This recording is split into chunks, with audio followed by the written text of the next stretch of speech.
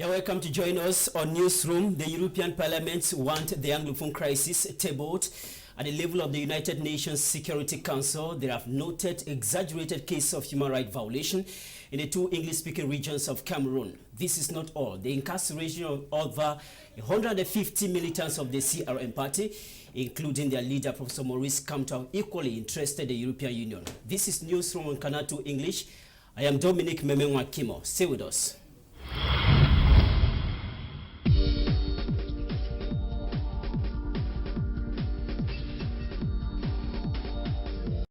In our top stories today, we get it from Gladys Ambo.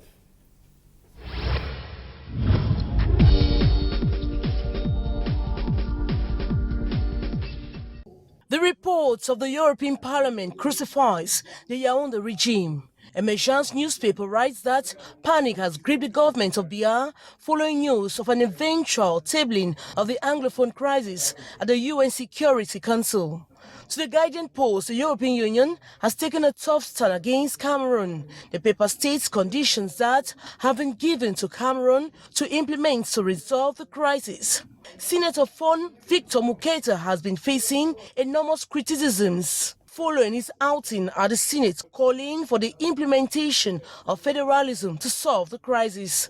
The Advocate newspaper presents the various criticisms. To le jour, there is an overwhelming pressure on Cameroon from the international community. To Le Messager newspaper, separatist fighters have been raining terror in Wom, northwest region of Cameroon. Militants of Cameroon Renaissance movement chicken out as government threatens to ban the party in Cameroon. To Newswatch, the militants cannot stand the threats of the regime. La Nouvelle Expression probes on the circulation of confidential state documents on the social media. The paper says 2 diplomats have been called for questioning. Will the government avoid paying an 89 billion francs CFA debt owed to small and medium-sized enterprises this August? Eco Matin questions with precision that a vibrant private sector needs to survive. La Météo says the lone electricity distribution company is manifesting failure again, with many areas without electricity. We end with L'Oeil du Sahel. The paper presents the politico-religious romance between the government of Cameroon and the Muslim community. The paper states government's contribution to this year's pilgrimage.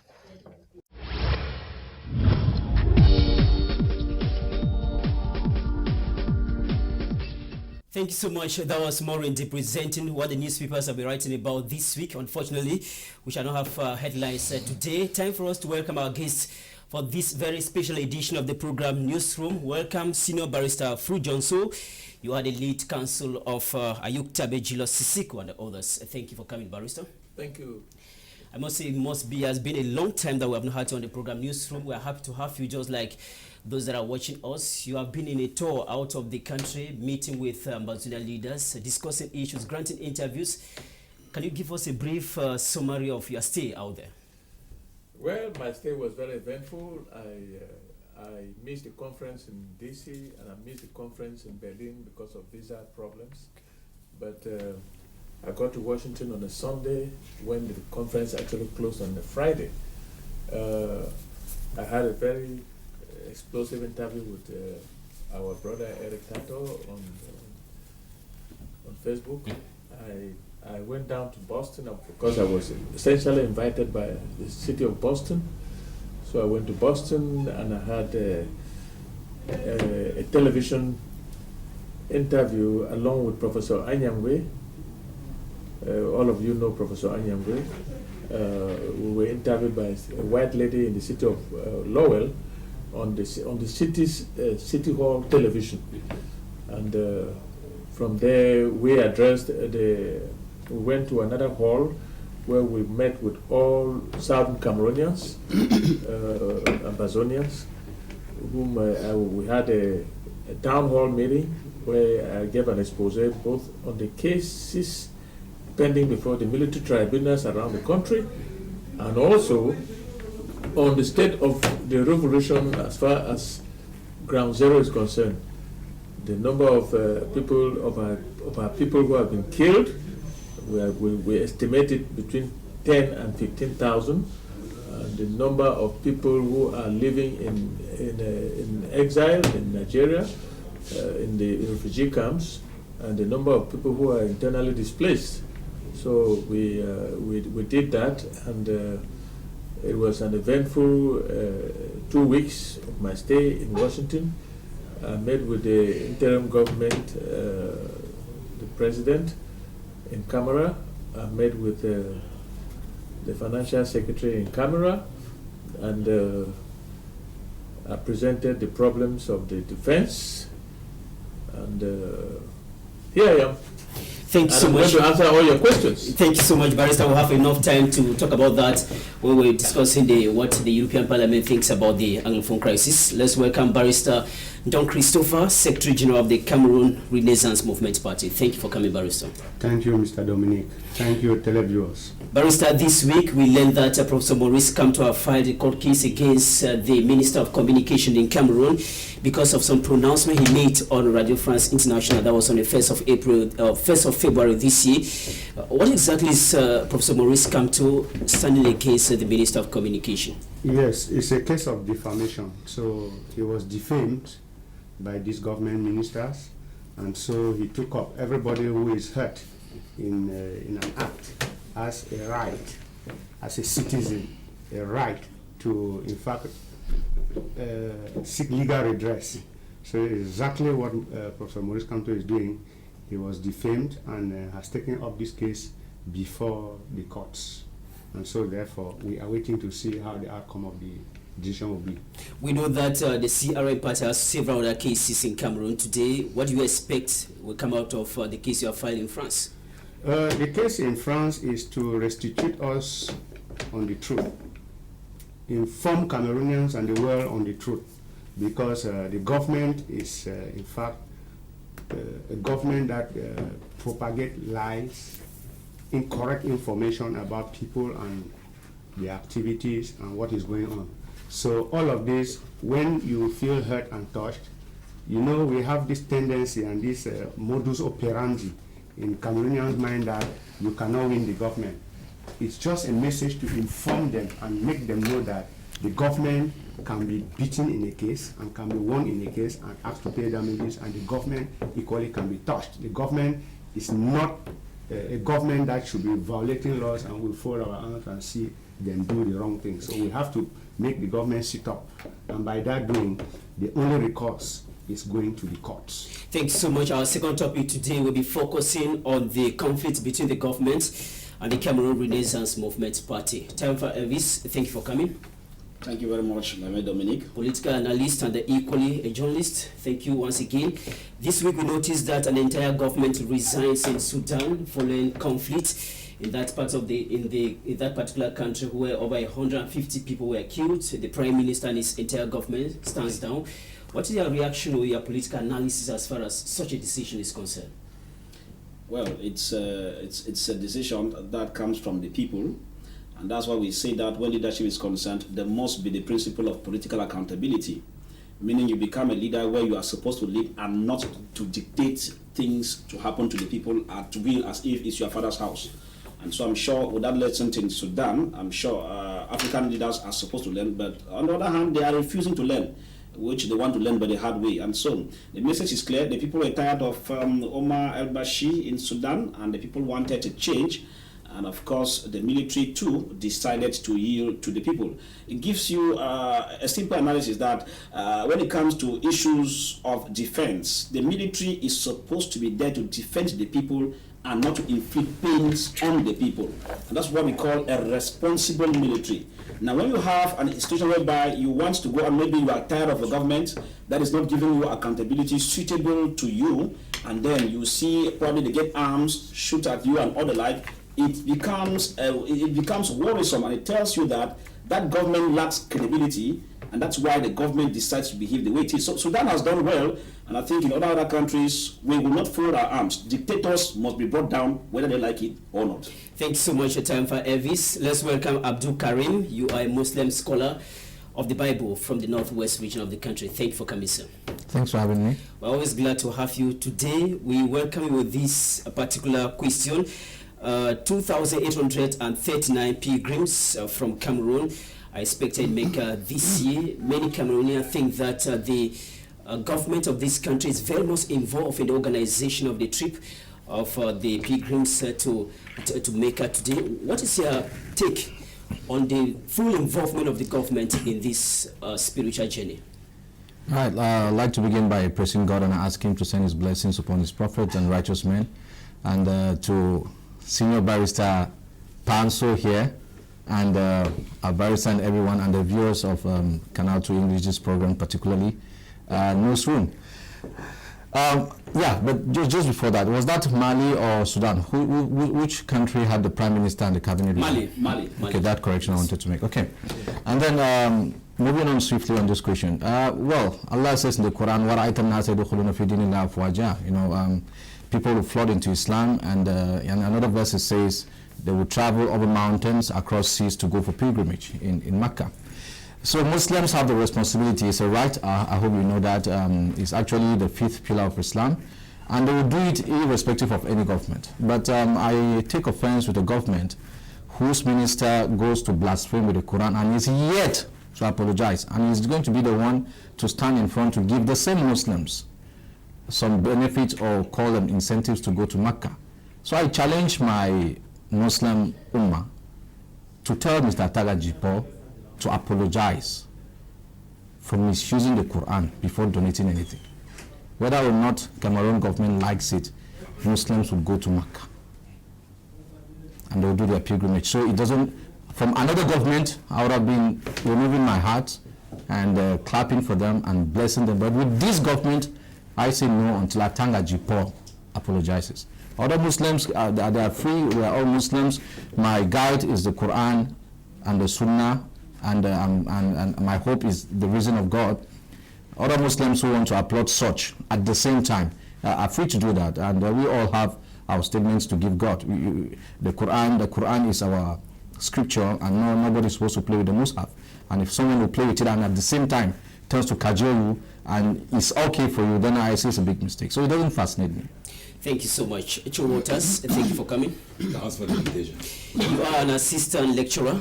That's right. And equally, you are one of those youth, you are a consultant equally.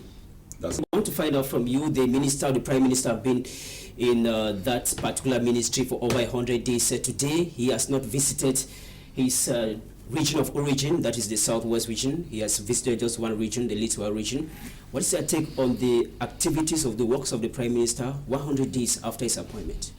Well, he's one of the rare ministers in the history of Cameroon. We've been having prime ministers to have put forward a policy, general policy at the level of the Prime Minister, the star building that can then best manages the issues of the nation. And if he has not yet reached the other regions, it doesn't mean that he will not go there. So we are instead elaborating and judging his balance sheet for the first 100 days.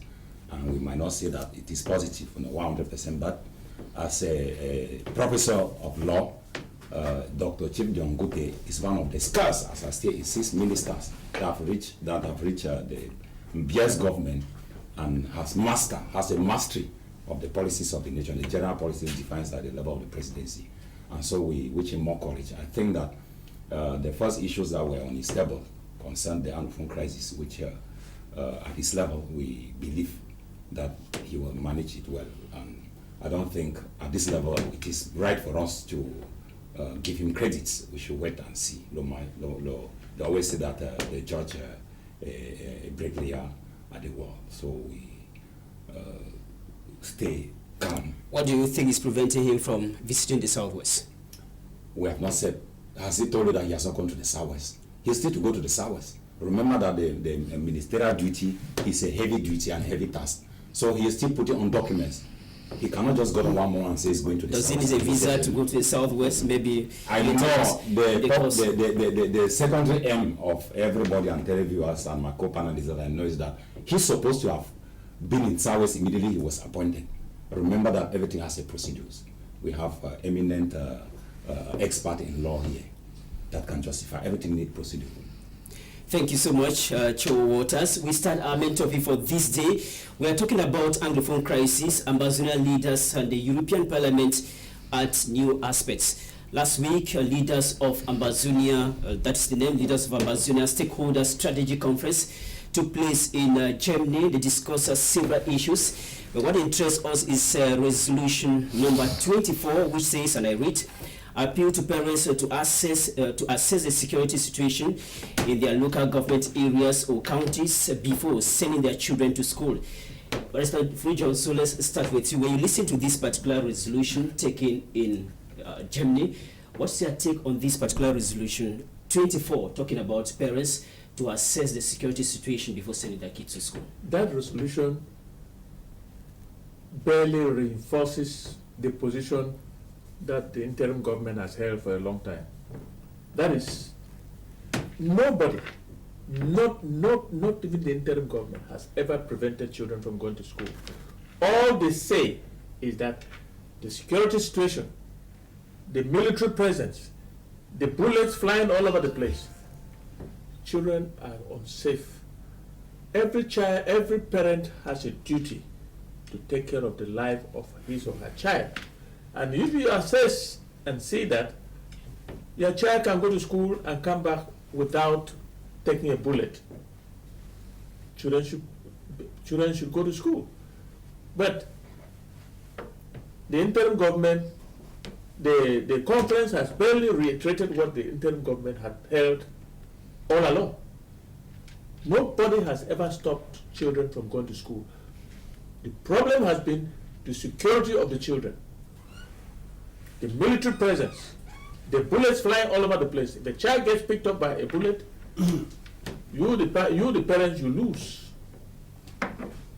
The government loses nothing, morally speaking. So that resolution is a repeat of the policies of the interim government. Adukari, let me come back to you. The resolution is coming during the third term of the academic year 2018-2019. Don't you think it's late to give this advice to parents in the Northwest and Southwest? Oh yeah, but I think it's fallacious for you journalists to insinuate that. It means you've not been following the trend. Like, that's the question. Don't you think it's late? Yeah, I get it. I'm answering your question. For the third term, students going back to school, where do they start? I understood your question, sir. Like Barrister said, it's a repeat. There's nothing new. In his address, the interim government, the acting interim president, in his address of last December, that's the same thing he said, word for word. And now this is a stakeholders meeting, and they come up with resolutions. And in the resolutions, they approach academia. So it's a part of the academic resolution, which states that, reiterating, because our population is dwindling by the barrels of the bullets.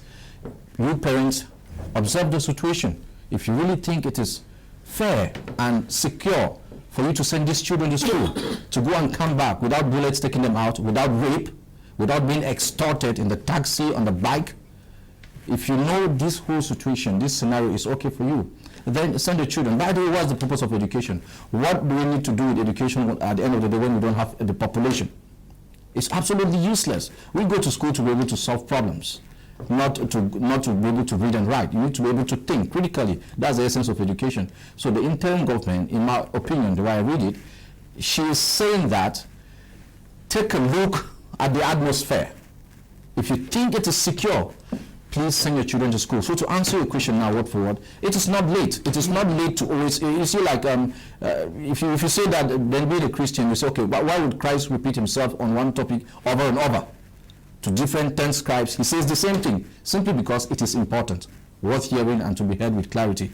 So you see, this is the situation, Mr. Meme. This is a holy week for you Christians.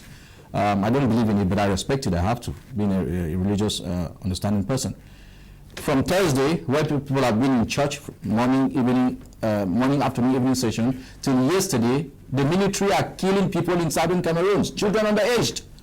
So this is why the IG would say, if you think your child is safe to go to school, ensure that they go to school. So it goes without saying that, on the other hand, if you think that that child's life is at danger, please keep him at home for now. Keep them at home. So I think that's the reason I'll see in that resolution. Time for Heavis, how do you react to that? Well, the message is clear, the handwriting is on the wall, and so we might not be belaboring the point, because it has been very normal that people pretend that the issues are under control. Your government officials pretend that the issues are always under control. We are maintaining security, this and that, and they forget to understand that you cannot be deceiving the people all the time, that everything is under control. When from time to time you hear children who manage to go to school, where school happens to exist, the barrel of a gun, school closes overnight. And the question you start asking yourself is, what even kind of school are we talking about? When you will have schools, some few schools in the center towns like Bamenda, parts like Great Support in Boya, are moving on, and the rest of the hinterlands, there's no school. I mean, I don't understand the kind of educational system even that we are even getting into it now. So it becomes very worrisome, and with what you are getting from the European Union, it matches really with what the interim government had said, and matches with the reality on the ground, because now we are not, this is not an issue of politicking, because this crisis gets to where it is because people have taken issues at the level of politicking, whereas people's lives have been at stake, people have been killed. So at the end of it, we think that the authorities that be in those regions who keep deceiving people that all is under control should also learn from this. And of course, it should be an eye-opener for them that if you don't get things to be solved at the time it's supposed to be done, then some parents might not have their children sent to school because of insecurity. Barrister Dong, we know that this call from the ambassador leaders is a clear indication that perhaps when there is security, children can go to school. Don't you think it will be time for government itself to join in that particular call and make sure that perhaps peace reign for children to go back to school? Yes, you see, the call for children not to go to school was not that of the Ambazonians. Correct. Rather was the government. It were that of the parents. The parents saw the infighting. The society saw the infighting and saw some of those atrocities that disrupted education from one college to another. We found out that this sect had polluted the school and created insecurity in schools. And this fight now, people were dying left and right. The Ambazonians, or call them the restoration forces, have been telling the people, be careful, it is insecure for you to go to school. Government has been talking, as Mr. Elvis just said, Mr. Fai just said, that it is secure, it's going to go to school, they'll come and stand out with their guns thinking people go to school, and very soon, when the fight erupts between government and the fighters, the children are at the center and they will run away from school.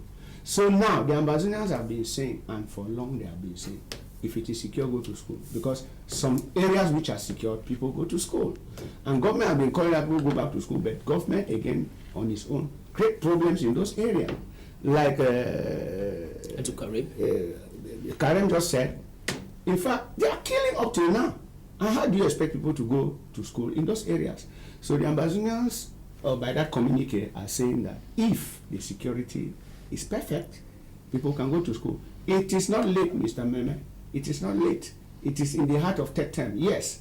But this now will further prepare, because the people, the parents will now know that this group of separatists fighting have nothing to do against education of children. So between now to the next school year, they should be ready to go to school. That is the message. They are in favor of children going to school. And that's why they're coming out of this community, because there is an anti-government propaganda that children are not going to school because the separatists are the ones driving children not to go to school. So they have come out clearly by this communique. Tomorrow, let that blame not be shifted again to them, because they have clearly told the parents. And now the parents themselves know who are the troublemakers and who are the troubleshooters. There are two different things: troublemaker, troubleshooter. So they are saying people should go to school if the environment counts. And so therefore, it's an answer to the fact that they are saying that this problem should have an end. Peace should reign, so that everything should be carried out. So that children can go back to school. Joe Waters, what's your take on government's actions to make sure that peace reign in these regions? I'm instead flabbergasted with the policies that have been addressed to the citizens of Cameroon, the Anglophone regions, by some group of activists abroad. You have to know here that Cameroon is made up of 10 regions. We don't have schools only in the northwest and in the southwest. We have schools in other 8 regions. The equation is very simple. Before this crisis started, one divisional officer from the southwest, I reserve the name for security reasons, said that people should desert the area. And after another communique came out in one radio station and said, no, we should come back. I believe that that is where we were supposed to take an advice from there. I don't see any place where there is war and you want school to go on. The kind of military that are sent in the Northwest and in the Southwest are more beyond 4th degree, and they are there to destroy. What the interim government is doing is good. They want to tell the international community that what the government is saying, that they don't want students to go to school, is wrong. Nelson Mandela says, education can change the world. We of the Anglophone region don't want our children to be at home while the war is going on, because after tomorrow, if God says things have happened and we should go where we came from since 1960, I believe that they will be the one to govern that state. And for you to govern, you must be experienced, you must have gone to school. So my take is that all the Anglophones that are living now, that I'm talking in Northwest and the Southwest, should desert, they should leave the area and they should space and go far. Some should send their children to the other 8 regions to continue school, so that when God will say it is over, they will come back, use their knowledge to govern their state. If at all, under the hypothesis and in court, it is given. Let's wait and see. Barrister, you want to mention something? I like to differ a little bit with the last speaker, especially on the issue of 10 provinces making Cameroon, 10 regions making Cameroon. We have 10 regions. Let me inform you that there are 8 regions that make Cameroon and 2 regions make the Federal Republic of Amazonia. I'm saying that clearly to everybody here. Secondly, our children will go to school, not during war, because I don't want to hear that a child has been picked up by a bullet. Let me also tell you that Ghana spent 3-4 years, children did not go to school, and Ghana is a showpiece in Africa today. Let me also tell you that education, while it is important, the child's life is more important to us, because we cannot be talking about a state without a population. And the present situation of killing the population, killing even children, what are we talking about? Government goes around killing, go to homes, take out children, take out parents, and shoot all of them and kill them in an effort to reduce the population of the Northwest and Southwest, which you call the Northwest and Southwest. I call it the Northern Zone and the Southern Zone. What is that for? Our children will go to school when it's safe. If it's not safe, no child will go to school. Just 30 seconds, please. Just briefly. Please, when we have a problem, we are looking for a solution. Now we are looking for cosmetic solutions. We are not doing window dressing, and it's very simple. It's very simple to understand. Let's shift our children to the regions where there are schools while waiting for those to declare. Why should we shift? Why should we? Then you allow them to be killed. Allow them to be killed. We have no family members. Let's allow them to shift to regions, go to butches, allow those who declare war to continue with the war. When the war will be over, we will come back. Let them do the burning. Stop to judge them. That's what I'm saying. I'm giving a solution that if you are listening to me now and you are in the Northwest and Southwest, space away from the military, because they are out there to destroy. Space by going to the other 8 regions to school. That we have 8 regions in 10 regions in Cameroon. They can even go out of Cameroon. My problem is that let's distance away from the military and allow them, those who are fighting, to go on fighting. Let's Do you want to? Let's have a coordinated debate, Mr. Walters. Yeah, of course, when you speak, let others speak. You know, I find you committing series of fallacies. There's 2 kukui in your lips, and there's also a convocation. First of all, you call the people Anglophone, and you say, let those who declare they will keep fighting. Who is fighting? I want to know. Let's explain ourselves and we listen to you, right? Those watching to understand. We're not fighting, so let's listen. Southern Cameroonians are defending themselves. They're not fighting any war. And by the way, we don't want French education. We don't want this barbaric, shambolic, and ambiguous way of thinking. We want our children to go to school, but on their land which is safe. We want that Anglo-Saxon land and education preserved. And we're not fighting any war. There is one person who is the oppressor, killing people, committing genocide. No single Buddha person, Bahusan person, or Douala person has been taken by a stray bullet since 2016. How does that happen when they are amidst us? It's a selective killing. So we don't come and twist things here. We don't need any 21st century spin. I see you using a two-face. We don't want sympathizers. We don't really want sympathizers. We want the truth. We want truth, not even the truth. The truth is your truth. We want truth. And to know the truth, I will seek you, sir, to study the history of Southern Cameroon. I'll assume you don't know anything about Southern Cameroon, and you claim to say if you know at this stage, even if you don't know, being alive for the past 3 years, you wouldn't refer to us as Anglophones. You wouldn't. I'm not an Anglophone. I'm a Southern Cameroonian. Okay, please, let me turn up. Please. I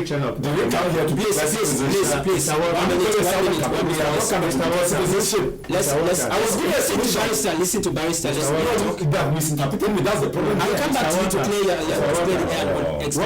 your what you have declared here is not correct. Listeners are listening to us. If you say we should shift to go to schools in a region, we should shift hospitals, we should shift military camps, we should shift and then abandon rule.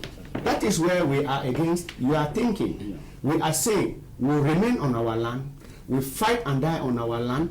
After all, as Karim said, we are not fighting. We are under self-defense. Self-defense is an article in the Cameroonian Penal Code. It is there. If they attack you when you have done nothing, you are now restrained to the wall. You are left with self-defense. And then what this fight has been put into. Self-defense. Wherever war, nobody will talk of a war. If it's a civil war, they are the one bringing civil war. If it is war, it is like bringing war. Our people of Southern Cameroon are under self-defense because every action they take with peace plans, peace all over. The bullets are coming towards them. What do you expect them to do? We should all, the few that have run to Nigeria are the ones that have saved lives. Those who are on the ground, they will be there. They have to defend homeland, and homeland is Southern Cameroon's land. It is not something we should go begging. We know Southern Cameroon existed, and this country had two states, the Southern Cameroon state and the Republic state. They came together. We are talking and fighting. Go back to history, 1961. It has been aborted. It has been unilaterally aborted, hijacked. It's maltreatment of a text, and until today we are suffering that particular problem. It should be solved. Southern Cameroonians have said, okay, since we are marginalized, degraded inhumanely, we want to go back to our Southern Cameroon. The message is as simple as that. The European Union is not foolish. Let's get that. Let's get that. Let's enter that directly. It is a cause that is a true cause, and the people have a genuine cause. Concerning the fight between North Coast and Southwest, Barrister, the European Parliament this week mentioned that the issue needs to be tabled at the level of the United Nations Security Council. Time for Elvis. What can change if the issue of the Anglophone crisis is tabled at the UN Security Council? A lot can change. If the issue is tabled at the UN Security Council, the next question we ask is, those who are the Security Council, are they vampires indirectly concerned with the conflicts and they are closing their eyes while the killing goes on, or they'll be willing to stand for the truth? Those are two things, because tabling it is one thing. Taking action because you have an interest there or not is another thing. Those are two things we are talking about here, because if you table it to the Security Council and they say, okay, they start and make speeches and say, all right, we'll see what to do. And the next day people are being killed, this after this, it doesn't do anything for us. Yeah. So if it's taken to the Security Council and they sit and realize that first, Britain and France, who were because the main cause of this conflict comes from them. Because I'm sure there's no come and they were partitioning us and leaving us halfway when they have not finished their assignment on the part of Britain. Will not be in the mess where we find ourselves. All right. Now, in this case, if it's taking them and they unilaterally take a decision, and that decision will be to enforce or to force the government in Yaoundé to put in place measures to bring this to an end, it will be done. And once that goes through, what happens next is ultimatum begins, because this issue of people saying internal affairs, I'm not too interested in that, because this is what has caused us. When you hear Minister of Communication tells you they are middle into internal affairs. Now, when you commit crimes against humanity, the issue of you go against international treaties, the issue of internal affairs is totally you override the issue, because international laws automatically override national laws once it has to do with issues of this nature. So at the end of it, if you take the Security Council and they sit and decide to take action as they are supposed to, because they are even late, and that's why I say that most of the times I keep on telling people that they are even supposed to restructure the modus operandi of the United Nations, just like the other toothless bulldog African Union, because you don't wait for people to be killed, disasters to happen, and you start coming to give aid. Giving aid when the people were not begging for aid. A woman who's in the village in Bamenda or Ndu was happy. She could go to the farm, get her maize, harvest, prepare it or whatever, prepare her food corn and eat happily. Now you come now and you say you are giving 8 to 75,000 homes and you come and give a rights. That's not the problem. So at the end of it, the Security Council should be able to sit up, because I still have a problem with them, and I'll keep on telling them that anything that goes wrong in Cameroon, the Security Council is failing its duty and must sit up. Barrister Fuji, also the European Parliament equally mentioned that they have noticed that bullets from European countries are killing people in the northwest and southwest. They want to stop the sale of arms to Cameroon. We are talking about a situation here where each country has an interest. Do you think it's possible for individual countries to respect such a decision that have been taken by the European Parliament? Let me answer by first telling you that I read that resolution very carefully, and I'm so disappointed. I saw the hand of France in the preparation of that resolution, because if you read it very carefully, one, they talked about the release of prisoners. They only mentioned Professor Kamto and his militants. They forgot that Ayutabe and more than 2,500 Amazonians are also in jail. Nobody mentioned about that. That resolution did not address the massacre or the genocide taking place in the northwest and in the English-speaking part of the country that you call English-speaking part of the country, but I call it the southern Cameroons, Amazonia. No mention of the conflict. Nothing. And the same people are talking about going to the Security Council. When they go to the Security Council, there are two people that are not friendly to the north, to the Amazonian, southern Cameroons. You have France, you have Britain, and they have veto powers. So I am not expecting anything to come from the European Union. I'm not expecting anything to come from the Security Council if it is the European Union sponsoring the resolution in the Security Council. Because if you read very carefully that resolution, it was meant for La République du Cameroon. They never thought that there was anything like the Southern Cameroons. They never thought that Cameroon was made up of two states that came together and the thing got sour and the other state has now gone. And we have an occupational force on our land. They never thought that they could address the killings, the targeted killings, the genocide, the burning of villages, the desiccation of our shrines, and everything that goes with us. They never thought about that. They only focus on La République du Cameroon, Professor Kamto, which I think was good.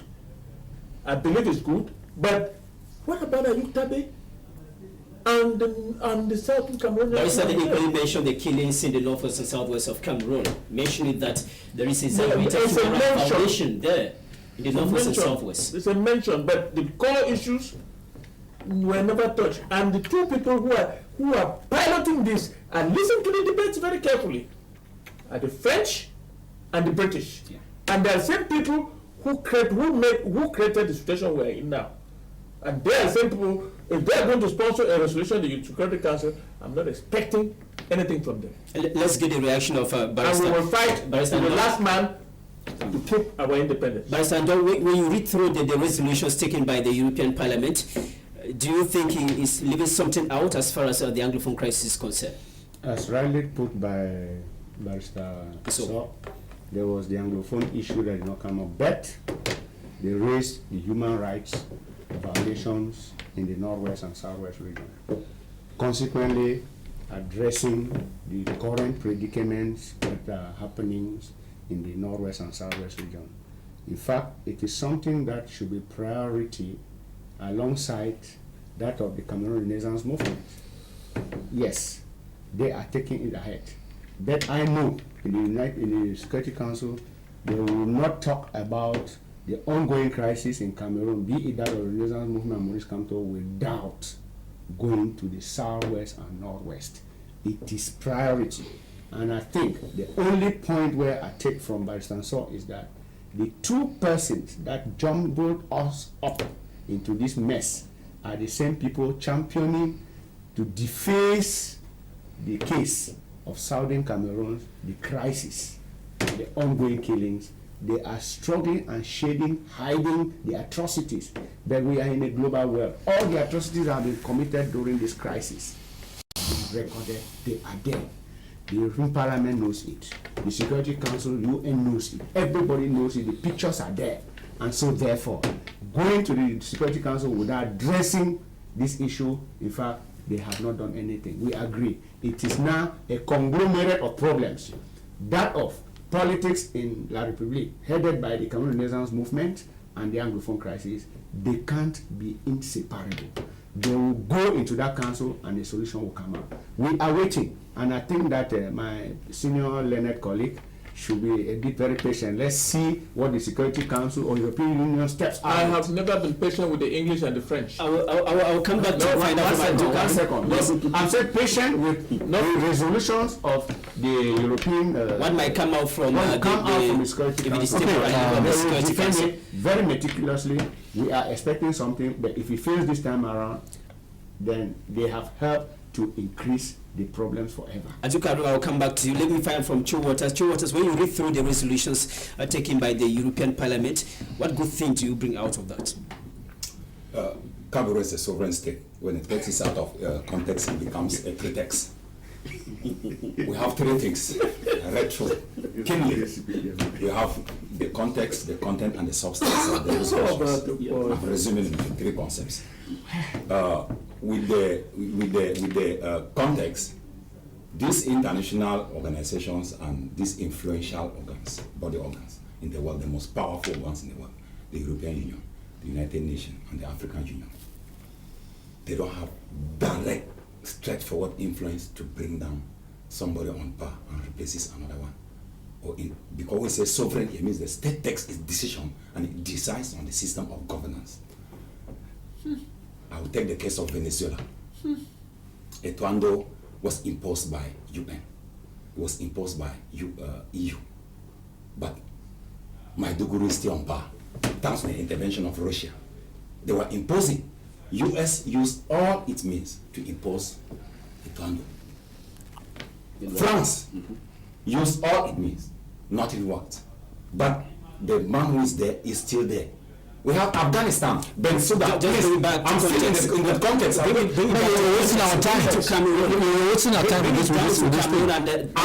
this. I just want to talk the confidence interval of the influence of the EU. You have to come back to Cameroon and explain. I'm coming to say that it is 95% interval doubt and 5% interval sure, because we've seen what EU has done in other countries. What they did were just what we call commentaries. They were commenting on reports that are deposited at the level of the European Union by groups like the National Human Rights, the Human Rights Watch, International Religious Crisis, and the rest. There are reports that are deposited at their level and they are commenting, deciding on the parliament. Not that they are deciding on what is going to be in Cameroon. That is what I'm coming here. And I'm talking about that Cameroon, that international relation will have a principle that countries have an interest and not friends.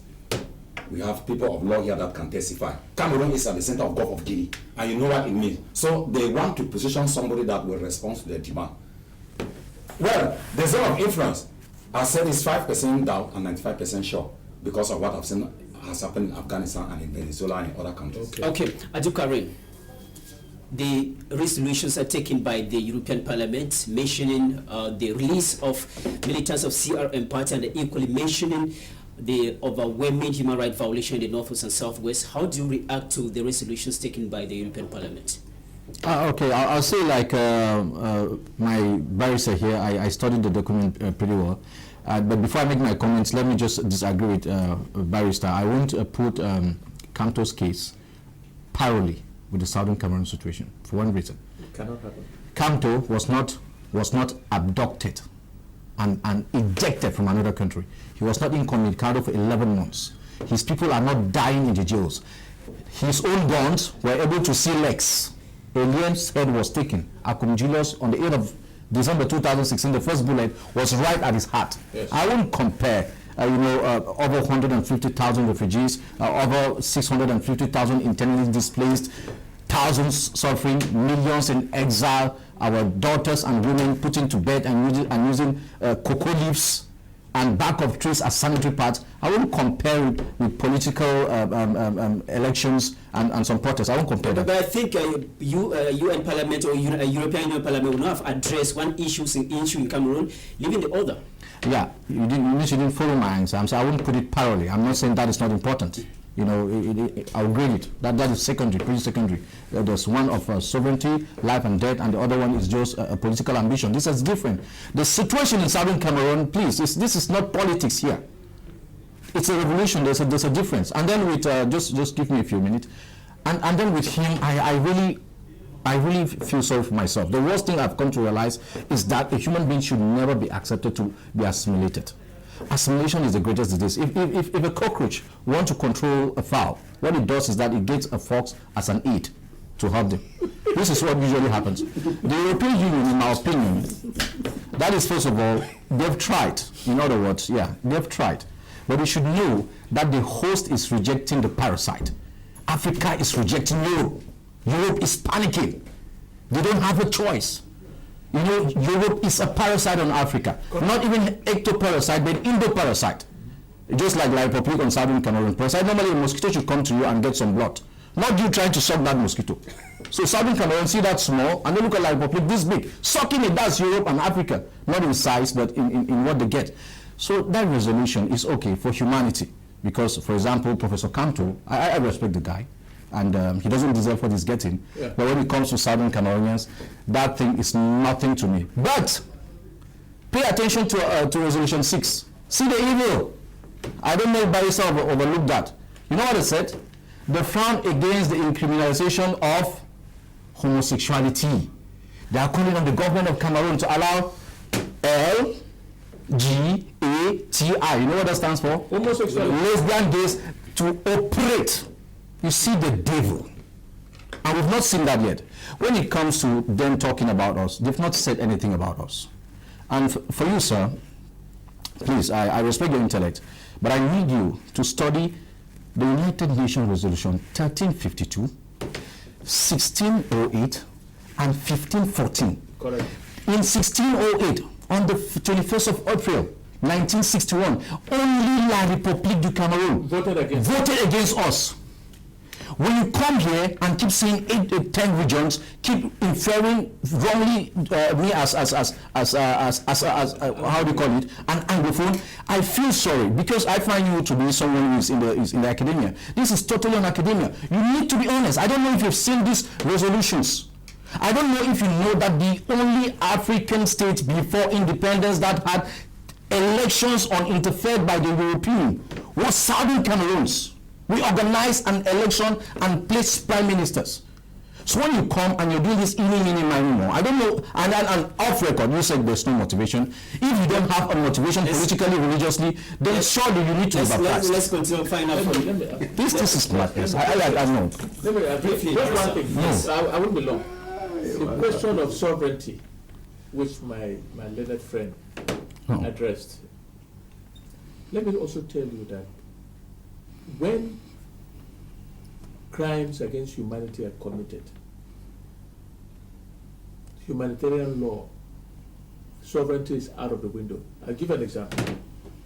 You remember 1997 in Zaire, the then ambassador, Bill Richardson, walked into the office of the president of Zaire, Mobutu Sese Seko, and told him, your time is up. If you don't go, your body will be dragged on the streets of Kinshasa.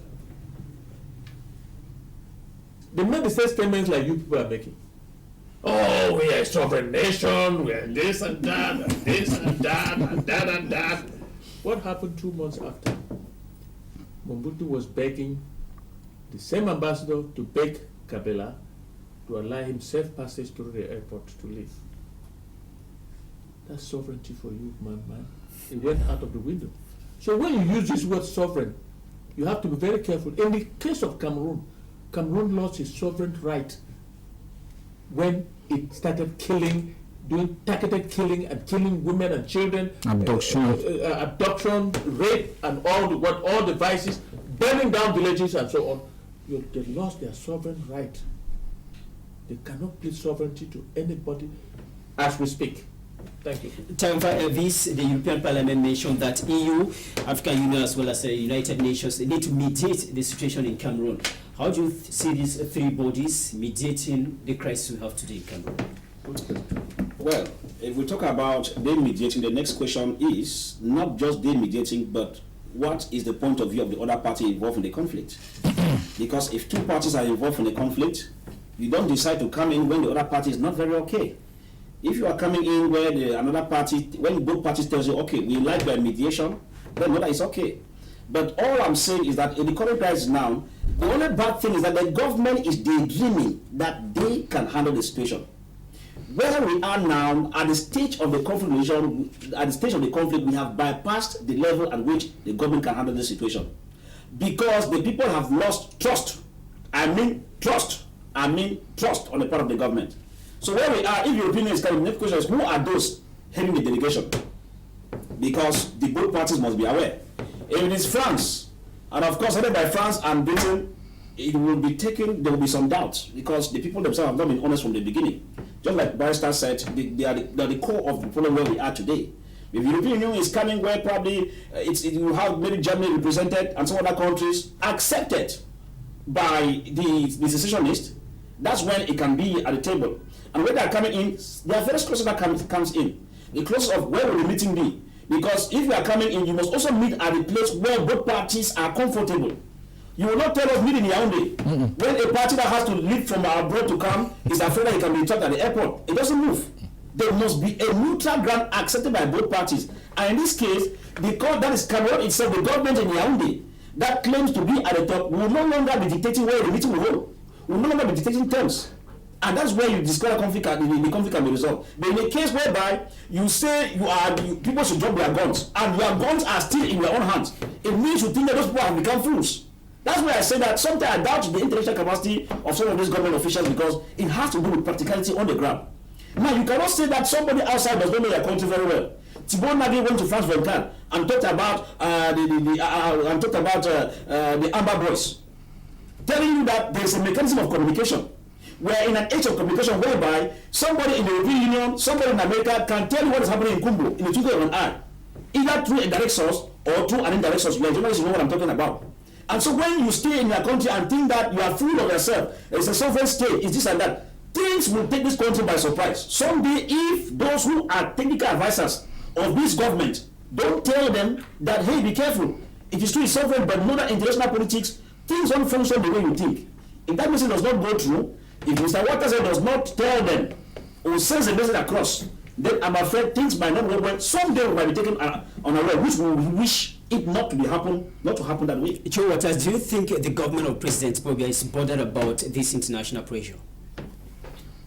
Well, yes, they are bothered because when there is a problem at a level of international, if at the international level there's already some kind of reports that are written and they are not concerned because you cannot be independent. A country is not independent. Remember that we were colonized since 1950. Most African countries from 1950 over they had colonization, and most of these people are coming from Europe. Remember that they have influence with African countries. So an African country cannot be independent. The BS government is worried, but the issue is that we don't know who. They are still maintaining their sovereignty. Not that they are maintaining their sovereignty. I'm saying that if they put you at the level of the president, what would you do? Do you think that we don't know that this country has a problem, and it is from that problem, that disagreement, that led us to this conflict, this crisis that we're having? It does not mean that as you are an Anglophone, you will not speak what the facts are. Just tell Dr. Abdul Karim that, please, don't misquote people. It's not because I'm an Anglophone that I analyze the facts the way they are being documented, that I am seen as a traitor from the Anglophone zones. I am typically an Anglophone from the Northwest region. And I stand by the fact that the Cameroon Cameroonian. Well, Mr. Dominic, this is supposed to be let me just give I'm standing on the fact that the government, he said here a while ago that everything is under control. The government has used all strategies to resolve. This man said everything is under control. He didn't say that. Listen, you said that that's what the people are saying. That's what the government. That's what the government says. Yes, and that's what I'm landing with that statement. You quoted the government. That Mr. Biya's government is quite aware. He was with Abuya Machom and Dorochi Njoma when they went to Fumban conference. He's quite aware that this problem has escalated to a level that we cannot have a solution. The government has used all it needs, all its strategies, and now with the international level, I believe that when they come in of the international level, we'll have a solution. But what does the constitution say with the international level and Cameroon sovereign state? Right, okay, Mr. Barrister, just before you. Briefly, before Barrister. You're talking about the facts. I'm sure you need to define your terms. There is a fallacy of etymology there. You're referring to your assertions as far as those are not facts. Fact is that the government has not tried to solve the problem. It has tried to oppress the problem with the people. That is not solving the problem, sir. To solve this problem, the only one way is go back to the root causes. And I hope you know the root causes. The root causes is not marginalization. It's not your Anglophone that you keep calling. And you make your point very clear. That's a fact. You are an Anglophone. I agree with you from the way you speak. You're an Anglophone. I'm not one. I'm Southern Cameroonian. By and large, I can see you are an Anglophone. Well, so let me finish. Let me finish. That's good to make things clear. No, not here. Just keep your documents. Just keep your documents for now. This not on air. Not on air. Don't show I want to make it clear. Don't show it on air. So let me finish. Allow him to learn, please. Okay, you put it back in your pocket. Thank God. Let me finish. I have one too. I call it my green card, so you can call it whatever. I was saying that the root cause, sir, let me just remind you, I'm sure you know about this. I think you keep looking at the symptoms and you're confusing it with the parasite. Marginalization, poor judicial system, poor education are the symptoms of the non-decolonization of Southern Cameroon. Yes. Our problem is the non-observation of the Resolution 1608. The government papers was not given to us, it was given to Aiju and Chico. That is your problem. And this country has not tried to solve it. They have tried to oppress it. But you know what? When you keep lying, people will dig the truth. And the more they dig, it gets dark for you. Mr. Briefly. Let me finish this because you're asking about OU. For the EU to push this problem to the OU is hypocrisy and devilish. What did OU create the problem? Europe created the problem. United Nations, France, England, they created that problem. They failed to observe their own charter, 1352. They failed to observe it. They didn't give us our papers. You know why they're afraid? You know why they're doing this? The question is simple. We don't need Barrister Saw or Barrister Dong or anyone. I will send my child, my 10-year-old boy, to ask the UN, did you ever decolonize Southern Cameroon? If the answer is yes, what happened to it? If the answer is no, please give it to them. It's simple. So you see, this question is not a question we ask La République. The independence of Southern Cameroon is not a La République question. They don't have that right unless they conquer Southern Cameroon in war, which they cannot. Thibault told them, we ran with blazing fire thinking we are mighty in Vietnam, but we couldn't win the war. Why? Because the people are on truth. So again, you see, I didn't say the truth. I said truth, not the truth. No. I'll come back to you. I'll come back to you. Just hold the sentence. Let's find out. For 1 hour I've not been talking. Barrister, the European Parliament wants the EU to scale down cooperation with Cameroon. How is that possible, given that Cameroon have signed a number of economic cooperation agreements with European countries for free movement of goods? Is it possible for such a decision to be respected? That is it. You are bringing in things in the limelight. Cameroon is where it is today because of most of those bad cooperation agreements. And you see, we of the Cameroon Renaissance movement, Dr. Moise Kamto said it clearly in one of the stations, radio house like this in France, that he is going to revise all of that.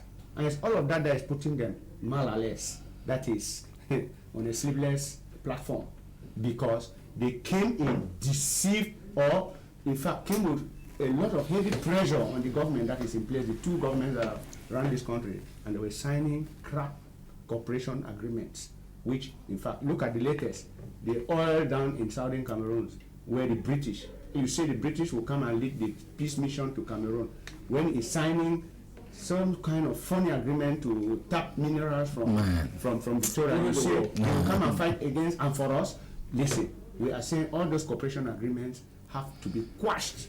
The Europeans know that. That's why they're fighting tooth and nail to maintain whoever gave them the leeway to sign those funny agreements. Yeah. in these modern times, in fact, I don't think in the southern Cameroon, if that independence which they are clamoring comes, it will be 50-50. You come as a master.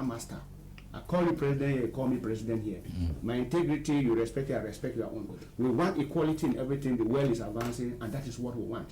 If this present government gave us that, just that, the equality, dignity to our existence as Anglophones or Southern Cameroon, dignity in everything, I don't think we would have been where we are. But they decided to sham us as rubbished us, and make us look like undignified citizens, second-class citizens. I've told you, the message is, and in quotes, self-defense.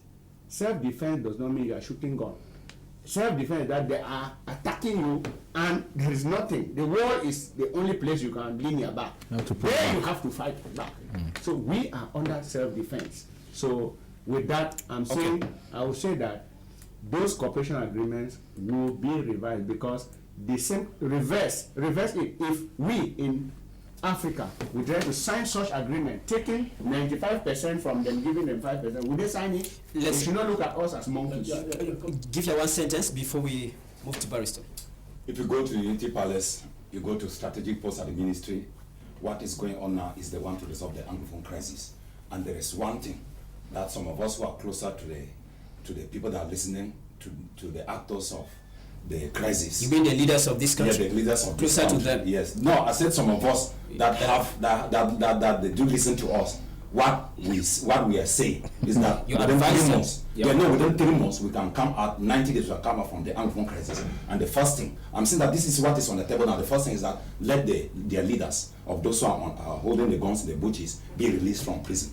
When they are released from prison now, the armies will return to their barracks, not withdrawn from the north and southwest. They will go back to their barracks and they will stay there, and they will no more come out with guns again. And then after that, they will send competent people to meet the government, the leaders, and with some international organizations to discuss about what is going on. Because from the beginning, the government did not know that declaring war will reach at this level. Else would have chosen by the referendum. That is my last. So it means it's a failed government. No, I'm not saying it's a failed government. Please, how can we call a failed government when all these issues and tabling this? Now I'm saying that the only problem in Cameroon now is the Anglophone crisis. So go to the presidency. You are giving us a roadmap government has now for the resolve the crisis. I mean, a little bit of hypothesis. I'm not taking responsibility. I said no. You just mentioned to us that you are closer to the government. Under quotes and as a hypothesis, this is what the government is paying attention to and working on that. They will be released one day. Okay. I said 90 days, 3 months. You are not a member of government. You said something about mediation, and that is what I was going to address. You said something about mediation, and that's what I was going to address. Okay. One thing that I know is that the African Union is a club of dictators. They just sit there, they say nothing. The European Union is influenced by France and Britain, and these are the people who have put us where we are. So we will be accepting mediators from everywhere other than these three. We will accept mostly our brother Africans, independent thinking Africans. Nothing to do with the AU. Professor Lumumba. Independent thinking Africans as mediators. And the only thing, it's not a precondition, the only thing we are going to that negotiating table with the Republic of Cameroon is to talk about separation terms. When I listen to my Chino brother talk about they are going to solve the problem, they have talked about solving the problem since 2016. You will remember that we went to prison. Agobala and others went to prison because they asked for federation. Our people are in prison, one half because they asked for federation. Now we are looking for our state and there is no going back. We are going to negotiate, but on the separation terms. And if they don't want to negotiate with us, we will fight the last man standing, and in the end, we will just be like North and South Korea. I am making this clear to all the Cameroonians listening and to the Amazonians listening, that we will fight to the last man standing, but we are ready. If you read the resolutions from Berlin, we are ready for negotiation. If you read the resolutions from Washington, We are ready for negotiation, but only on one thing: terms of separation. Thank you very much. If we can get a little transition, then when we come back, we take our last topic for the day. What was the last topic?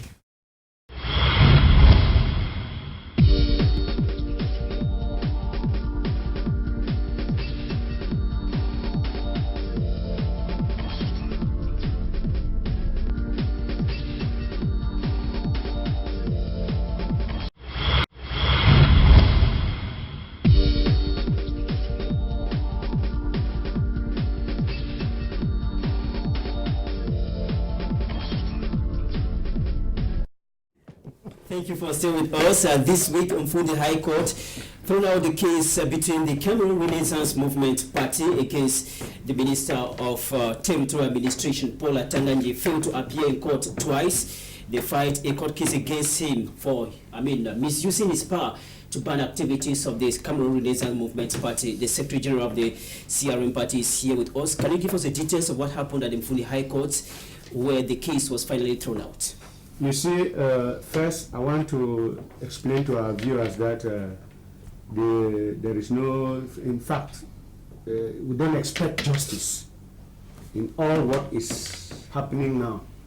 We do it to expose government before the international community and everybody and Cameroonians that the magistrates are not independent. They take oath, but they cannot work according to the oath. The oath says, I am taking oath to work according to the law and my conscience. But they have reversed it, working according to the old hierarchy and not even their minds, not according to the law. So we don't expect anything. It's because before you file any matter that you are standing against government in any problem, you have to exhaust local remedies. We are doing this to exhaust local remedies and in order to file in international human rights court, what the Cameroon Renaissance Movement have done through its president, Professor Maurice Kamto, and his lawyers who are abroad. So the cases are just for formalities? It's a formality because we know no justice can be given to us. You cannot violate, the government cannot violate the laws of this country, its own very laws, violate the constitution, put a sous-prefect above the constitution. We march because the constitution says we should protest. And then a sous-prefect is above that constitution to say, I will say don't march. And when you march, they arrest you. You want to make Cameroonians think that they respect the law. The magistrates are all equally buffoons because some of them are right-thinking people, but they do it under pressure. I don't blame them. Because if, our magistracy here, the people like grades, position. I want to be grade 4 magistrate, grade this magistrate. It is not like that. Look at seasoned magistrate like Aya Paul. You have like Fonde in Bamenda that released the SDF people, 100 and something of them, under 200 and something, under division. He was again promoted. Surprisingly, the head of state promoted him to the Supreme Court. Why are other magistrates afraid? This is a country where the magistrates, they don't have a syndicate. That is a court, they don't have a syndicate. They are afraid.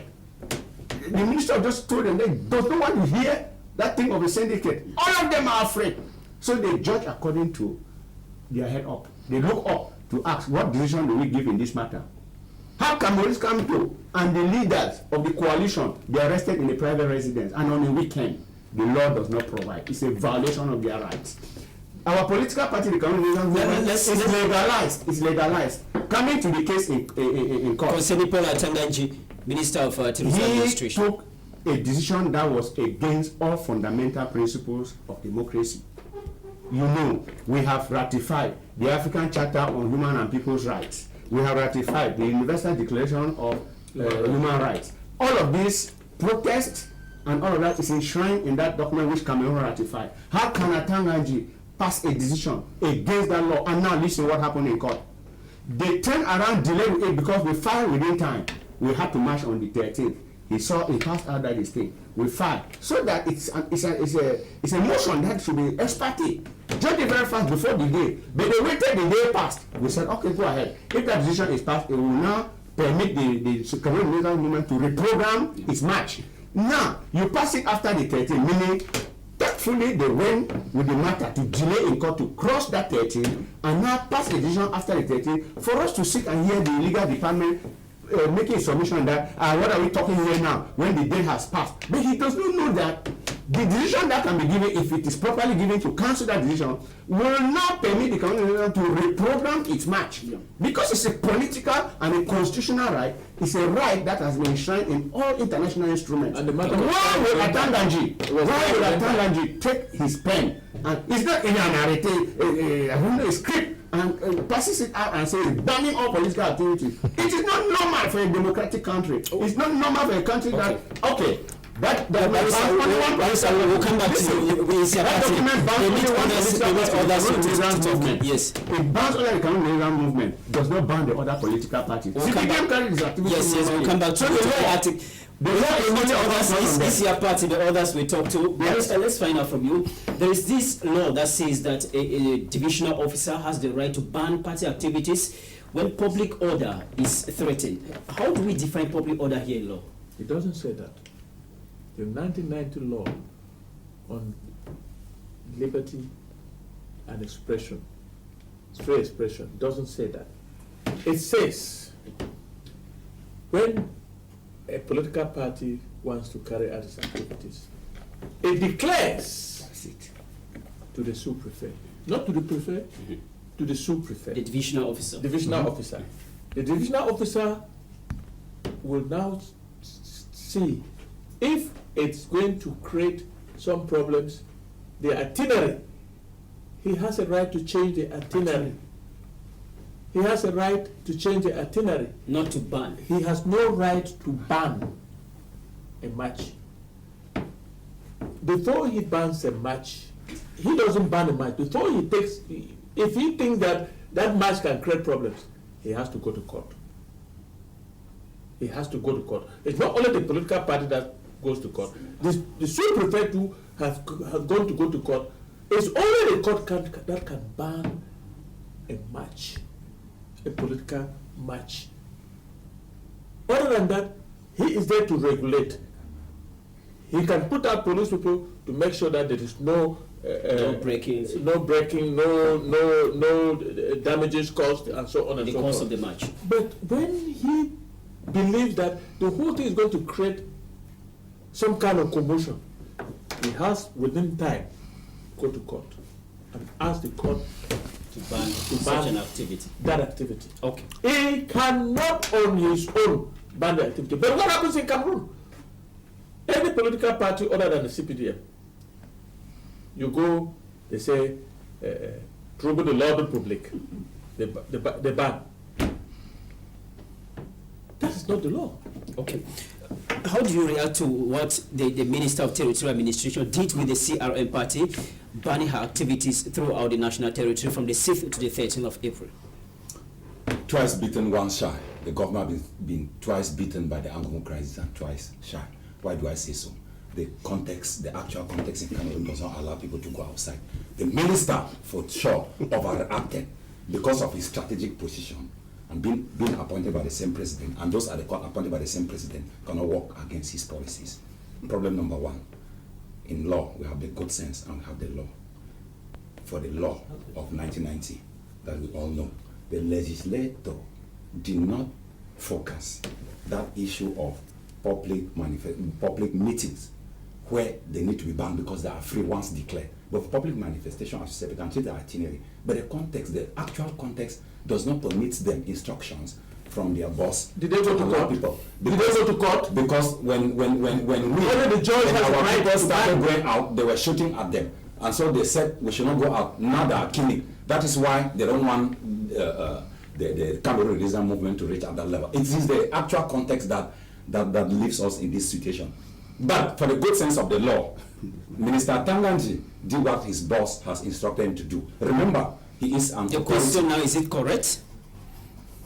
Well, I don't know whether it's correct, but I'm justifying that as a minister, you have to execute your function as the authority appointed by the president, but not as in person as the minister. The minister is a function with a profile and being competent. The president is not the law.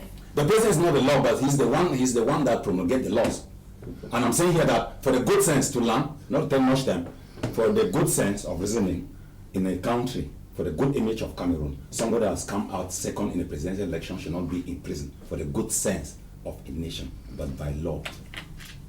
Let me have raised my case. There have been this tussle between CRM Party and the government in place. When you look at the banning of activities of the CRM Party, many people think is deliberate to weaken the political party ahead of elections. To stop them from the next election.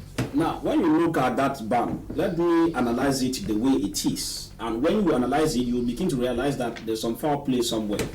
Now, let me take you at the level of the results of the presidential election. Now, there are 9 candidates present. One political party obtains about 78-point-something%, if I'm not mistaken, while the other 8 political parties 71. are 71. Thank you. While the other political parties, 8 of them are struggling with the other 19, with the other 19 percent. 20. All right. Now, if this be the case, battling with the other 29%, because this is where we start doing the judgment. Now, if truly you had 71%, means that the people really voted you overwhelmingly. Correct. I'm going to fix that one. Now, the major vote on the ground means that if this happens, must you now get to shiver when somebody had about 12.something% wants to go up? Must you have to place troops in all the 8 regions in Cameroon? If this happens, it means that you do not genuinely have that 71%. That's the bitter truth. Yes. Because of this now, you are forced to be banning. Now the question now is, if CRM is of no substance, must you panic? If they want to march, allow them to march, send even the whole big camp to guide them on the march, no problem. If you know that there's no skeleton in your cupboard. Because they have skeletons in their cupboard, it now becomes an issue that when they hear CRM, just by hearing, wonders. Just wearing the t-shirt. Just wearing the t-shirt, they are employment already. Imagine of recent, militants of the CRM were carrying out what we call money investment in Yaoundé. Something which those of the CPM carried, and there was no problem. But the CRM carried, it was a whole wahala, contingent of troops. People are moving armed to empty hands. You see people carrying armor, they are already armed with their guns as if they are going to fight Boko Haram. Let them go and finish the problem with Boko Haram up there. Because Boko Haram, at least the guys that have arms. You cannot tell me people who come out to march and you say you have 71%, you won, and then you are scared. It means something is wrong. That's the reason why in this banning, I'm saying it again, if you look at political developments in countries, even like in South Africa, most of the times that you ban parties and you imprison the leaders, thinking that you are going to discourage them, instead of make them popular. As I speak, CRM has become more powerful than before. I am not talking about that now. Groundwork has been done. Before you know it, the surprise that the CPDM will have, they will know that whosoever advised them that arrest Professor Maurice Kamto and co and lock, that it will discourage them. Instead made an error. I'm sure that person will wear one trouser, the same trouser with Paul Biya when the results come out, because he is the one who has plunged President Paul Biya to get CRM more popular than before. I have a little bit to say that the international community, I'm just coming from outside. The international community knows that Professor Kamto won the election. I'm just an observer. I don't care about La Republic, but I'm telling you that outside there, including the European Union, including the United States, everybody knows that Kamto won the presidential election. Go and tell them that is what I know, and that's what everybody knows. No, I'll come back to you. Aduka, when you look at since the beginning of this year, the CRM and the regime in place, do you think the regime is, many people think that they're not treating that political party fairly, simply because it came at the second position during the October elections? You excuse me if I don't answer these questions well. What's going on in that Republic really doesn't bother me. Correct. For many reasons. My people are dying every day. We don't have food to eat. My brothers cannot come and visit us. Our mothers are ill. We don't have money. So you understand when I say it doesn't really matter. But to be fair to La Republic, I wouldn't think Kamto won the election legally. Legitimately, I think he had the crowd. Why would I say that, Stacey? He wouldn't win legally. Why? Because, Southern Cameroons did not participate, which means Kamto will have by and large nothing there, per se. Kamto will split Douala, or Littoral, for example. He will split it with... he will split it with CPDM and SDF, which means he can win, but the margin would not be that great. And you agree that he cannot win in the south, 18 people. Center he can split, and in the far north is out of question. So I'll say yes, but legitimately, because if I understand Campto's lawyers, including my senior barrister here, their argument was the irregularities in an election, not who won. You can't be claiming that you won in a place where nobody voted. So that argument was good. Now, talking about what has been happening since then, you know, my dear, this country. Mr. Walters happens to understand like public business very well. I think he understands, and I give him the credit. He understands the hypocrisy, he understands the evil, but what beats my head is that though he understands them, he believes it is true. He believes that they are correct. They are correct to cheat. This government is a cheat. Look, I use the word legal and legitimate. The legal system, sir, when the journalist told you Biya is heading the legal system, that's true. He is the head of the magistracy. He employs people and calls them the Constitutional Council. They do nothing for 7 years except one time to defend him.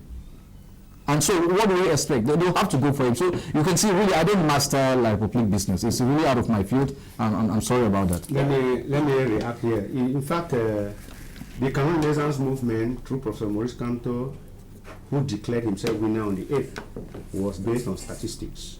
And we are challenging this government that we published the results from the polling stations. We won in the extreme far north. Yes. We won. We didn't win in the north. We won in Adamawa. Yeah. The counting, that is 2. Yes. We didn't win in the south. East, we didn't win. We won in the littoral. We won in the center. We won in the western region. Yes. Those are the areas where we won. We didn't win in the southwest. We didn't win in the northwest because of the prevailing situation. So government arrogated in all of those other 5 places. We pulled out a result where Kanto came 38 and CPDM 37. So that was the result. We challenged them and we published around the world with the proofs that you people will carry and give people here and you destroy it because their proof got burnt in Palais de Congrès. But we say we can go to the tally sheets. The tally sheet is what we are challenging them before any commission around the world to do a recount, and all of this talking about people saying CPDM cannot be won, that is the myth we have broken. And we are saying because of that fear, they know they have to confine Maurice Kamto, but they are wasting their time. And I say there are people whose heads, and in fact, their heads are down, their legs are up. Because the upcoming elections, listen, don't get me, the upcoming elections are council and parliamentary elections. Those are the people's elections. And this country, nobody has trust again in this government. The activities that we carry out makes them panic. Even in the east, in the south, and even in Dominic, in Paul Biya's place, you know the affluence of people behind Maurice Kamto, you will be shocked. And now, what happens? They now turn to intimidating tactics. They have caught our leaders and all of that for doing nothing, gone law, attributing damages that were done in France, perpetrated by the government, by the system, attributed to Kamto. Kamto is no way directed to it. The case we are filed in France is to determine that and stop that, and you carry tribunals and begin to try the military tribunal. That one too is suspended. The government is under all frustrations with the Anglophone cause, is under frustration with the La Republique cause, so they are uprooted. Okay, they as Fernand said, they racinate. They are just floating. You know those flowers that float in the sea. That's how the government is floating. They are saying because they know that they are dodging away from those major elections. They want to bring the regional elections because of the already fabricated electors. Yes, electors. So we are not interested in that election. I am declaring here now the Cameroon are not interested with the regional elections because all chiefs have turned out to be CPDM. And the electoral college for council and municipal election, they are extending it because of that ideology. It is now hooked in their hand. Fufu don't tie for hand. Let them bring the name. Yes, we shall see. Let's allow the Chiwata to react. Yes, with Abdul Karim, I want to talk about them that I deal with facts, I deal with what I see, and that's what expertise in law says. You deal with the document that you see. Then coming back to Barrister Don Christopher, and grosso modo, there are 2 problems that the Cameroon Renaissance movement have with the government of Cameroon. There is a man-to-man problem, and there is a political problem. People should go and investigate why the president of Cameroon Renaissance movement resigned in 2004 under the regime of President Paul Biya. political problem. The Cameroon Renaissance movement has a problem of legitimacy. What? With the problem. My friend. Allow him to explain.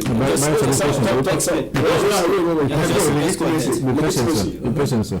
Carry on. No. I'm asking those who know law more than me. Yeah, go on, brother. What is a legitimate president and what is an illegitimate president? Who declares a legitimate president and where are the results being presented? I am here.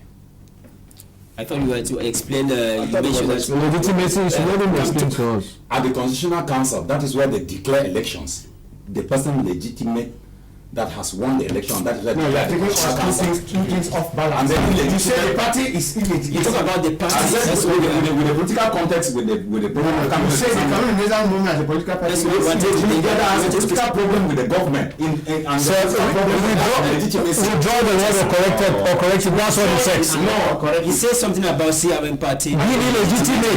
I thought we were speaking How is English here. CRM Party legitimate? That's what I we're spoke about the presidency. They suffer from the problem of legitimacy with the Constitutional Council in Cameroon. That's what I'm saying. No. That are they illegal? No. I don't know. Go ask the Constitutional Council who was legitimate and who was not legitimate. So they are illegal. No, people are. I'm talking about the elections. The president. I'm talking about the president of the Cameroon Renaissance movement. Yeah, okay. And illegitimacy and the Constitutional Council that declares him illegitimate and declare President Paul Biya legitimate. That's the problem that they have, which is a political problem. Speak in French. Let's in French. Let me listen. we're 10 minutes to the end of the program. Let's find out I'm talking about the president. what next is your political party it's a going to do language after the case was thrown out at the Full High Court? Will you appeal? We will appeal. We appeal from there. We go to the Court of Appeal. From the Court of Appeal, we go to the Supreme Court. That is the ladder. And when we exhaust that, we shall go to the International Human Rights Court, which we are already seizing in some other cases. And from there, we shall have decisions that will come, and government will be bent to obey to those decisions because they are party to several treaties, international treaties, and must respect decisions of the international.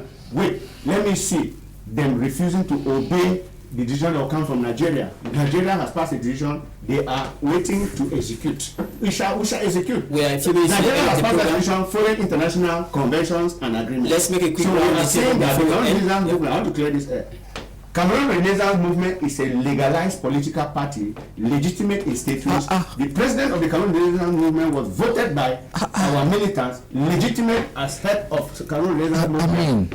Illegitimacy comes with the fact that you don't have the people's mandate. Okay. Let me clear you. Okay. If you want to talk about illegitimacy, Barrister, thank you. then I will say We're really out of President time. the Republic Want to find out his never legal. had his mandate from the people Thank by you. our takings of Barrister, we just find out. That's it. What are the details concerning the court case of Ayuk Tag and the others? When is it coming up, and what are the procedures put in place for the next trial? The next hearing is on the 29th of April 2019, and it is just an informal hearing because we cannot proceed because we are on appeal. And until that appeal is perfected and we have it heard, we cannot proceed. So that's where we are. The second arm of it is that we went to Nigeria, joined our Nigerian colleagues, and we won against the government of Nigeria. And the government of Nigeria has been ordered by the Federal High Court in Abuja to do two things. One, bring back all the asylum seekers and refugees that you illegally deported to Cameroon in violation of their basic human rights and in violation of an international convention on the protection of refugees promulgated in 1951 and ratified by both Nigeria and Cameroon. And Cameroon ratified in 1961, Nigeria in 1960. Number two, we pay to each of the 10 leaders 5 million naira damages, and to each of the 37 that were taken from Taraba State, 200,000 naira damages.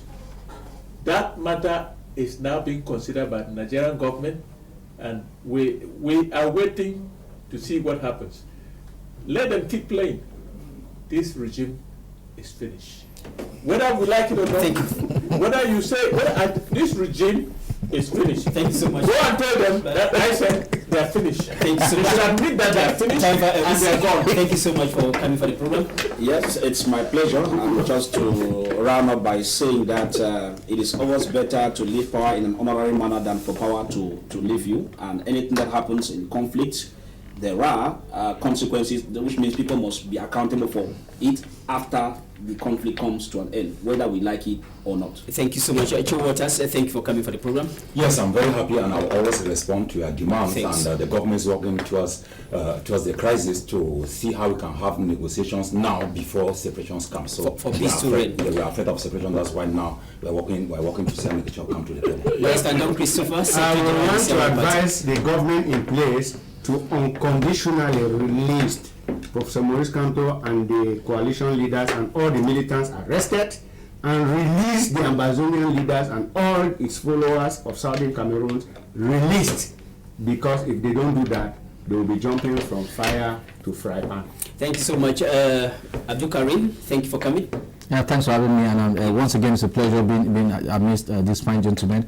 I have two things to say. One to the members of parliament, Southern Cameroon members of parliament and senators. I'm asking them who the hell are they representing? And then secondly, to those enabling the killing, maiming, raping, and incarceration of Southern Cameroonians, those Southern Cameroonians which we now call enablers. May God bless them.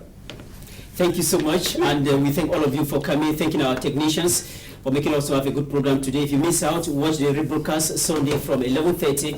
You shall watch this very edition of the program Newsroom. I am Dominic Mememwa Kimo. Nice weekend. Happy Easter.